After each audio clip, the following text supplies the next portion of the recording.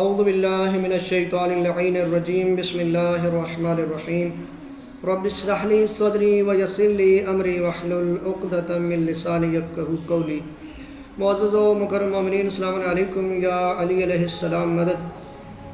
مومنین، جیسا کہ آپ جانتے ہیں کہ انسان خطا کا پتلا ہے، انسان سے گناہ ہو جاتا ہے، انسان سے غلطی ہو جاتی ہے، انسان سے خطا ہو جاتی ہے، انسان سے گناہ ہو جاتے ہیں، لیکن عظیم انسان وہ ہے کہ جب خطا ہو جائے تو خدا سے معافی مانگے، جب کوئی گناہ ہو جائے تو خدا سے توبہ کر لے۔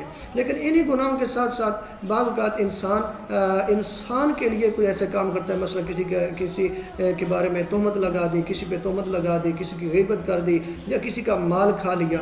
بعض اوقات انسان گناہ ایسے کر تو جاتا ہے، لیکن ایک ٹائم آتا ہے کہ اس کو خیال آتا ہے کہ یہ میں نے بہت برا کیا، تو انسان سوچتا ہے کہ اب میرے لیے اب بھی کوئی بخشش کی امید ہے کہ نہیں ہے۔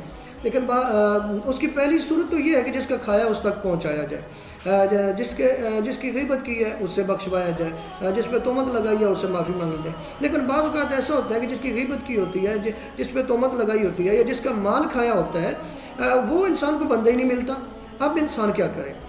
اسے پتہ بھی نہیں ہوتا کہ میں نے کس کا کتنا کھایا، کیا کیا ہے، اور بندوں کا بھی تعین نہیں اسے ہوتا، پتہ نہیں ہوتا کہ کون ہے۔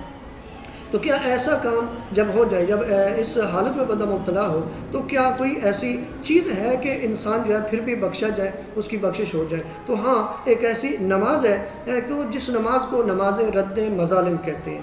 ٹھیک ہے، یہ نماز رد مظالم جو ہے، اس کے بارے میں ملتا ہے کہ جو شخص لوگوں کے مالی و غیر مالی واجب الادا حقوق بخشوانے سے قاصر ہو، تو بشرط قدرت تلافی کا ارادہ رکھتے ہوئے، یعنی اگر وہ چاہتا ہے کہ میں جو ہے نا اس کی تلافی کروں، تو یہ نماز رد مظالم بجا لائے۔ وہ کون سی نماز ہے؟ وہ 4 رکعت نماز ہے، اور 2 کر کے وہ پڑھنی ہے۔ تو اس کا طریقہ کیا ہے کہ پہلی رکعت میں سورہ الحمد کے بعد 25 مرتبہ آپ نے سورہ اخلاص یعنی قل هو اللہ احد پڑھنی ہے۔ دوسری رکعت میں الحمد کے بعد 50 مرتبہ قل هو اللہ احد پڑھنی ہے۔ آگے پہ فرماتے ہیں کہ تیسری رکعت میں الحمد کے بعد قل هو اللہ احد 75 دفعہ پڑھنی ہے۔ چوتھی رکعت میں الحمد کے بعد قل هو اللہ احد والی جو سورہ ہے، سورہ اخلاص، یہ 100 مرتبہ پڑھنی ہے۔ اور آگے ہوگا کیا اس سے؟ نبی اعظم صلی اللہ علیہ وآلہ وسلم کا فرمان ہے، اس نماز کی وجہ سے اللہ روز قیامت مطالبہ کرنے والوں کو راضی فرمائے گا، یعنی آپ نے جن کے حقوق ادا کرنے تھے، پروردگار اگر وہ مانگیں گے تو پروردگار ان کو راضی فرمائے گا۔ اس نماز کی یہ برکت ہے۔